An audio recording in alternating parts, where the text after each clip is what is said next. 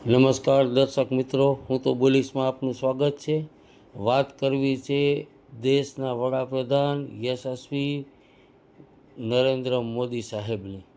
Savarkundla ST depot ખાતે આજરોજ અનેક બસના રૂટો કેન્સલ, મુસાફરો ભારે કફોડી હાલતમાં.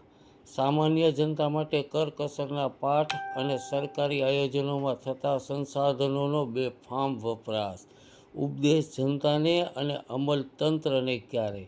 પીએમની અપીલ વચ્ચે એસટી બસોની ફાળવણીથી મુસાફરો બેહાલ. પેટ્રોલ ડીઝલ બચાવવાના પાઠ ભણાવતું તંત્ર જનતાની સુવિધાના ભોગે સભાઓ ગજવવામાં વ્યસ્ત. અમરેલી ડિવિઝનમાં એસટી બસો સોમનાથ તરફ પ્રયાણ થતાં મુસાફરો રજળ્યા.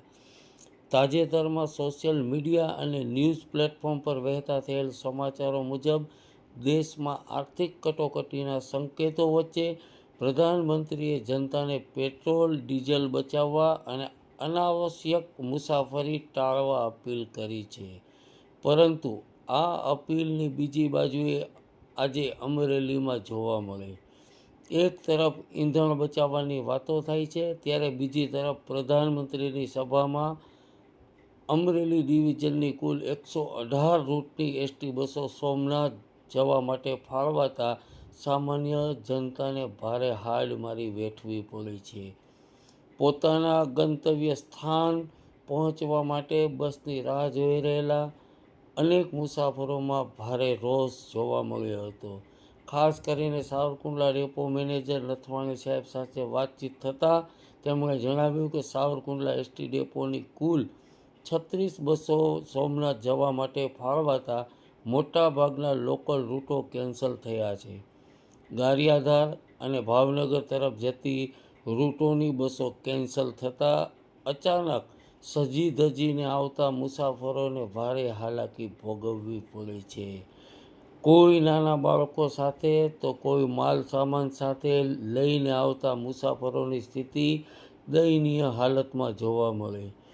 કોઈ શુભ પ્રસંગે તો કોઈ ઇમરજન્સી સારવાર માટે મુસાફરી કરતા લોકોને જબરજસ્તી ખાનગી વાહનોમાં ભાવ ચૂકવી મુસાફરી કરવી પડે છે. એમાં પણ સાવરકુંડલા એસટી ડેપોનું રિનોવેશન ચાલે છે, એટલે પ્લેટફોર્મ પર આવતી બસો ક્યારે ક્યાં મુકાશે એ નિશ્ચિત નથી. રડીખડી આવતી બસોમાં પણ એટલી ગીર્દી હોય કે અનેક મુસાફરો બસમાં ચડી શકતા નથી.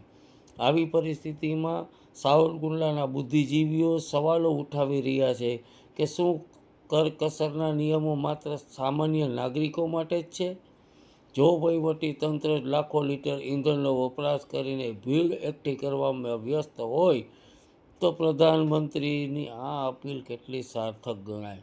જનતાના ટેક્સના પૈસે ચાલતી પરિવહન સેવાને રાજકીય કાર્યક્રમોમાં જોતરી દેતા સામાન્ય માણસના આવશ્યક કાર્યો અટકી પડ્યા છે. આ કથની અને કરણી વચ્ચેનો તફાવત હવે ચર્ચાનો વિષય બન્યો છે. આવી પરિસ્થિતિ જોઈને સોમનાથ બિરાજિત ભોળાનાથ મહાદેવને કેવી ફિલિંગ થતી હશે? તંત્રના આ વલણ વિશે તમારું શું મંતવ્ય છે? અમને જણાવો. નમસ્કાર.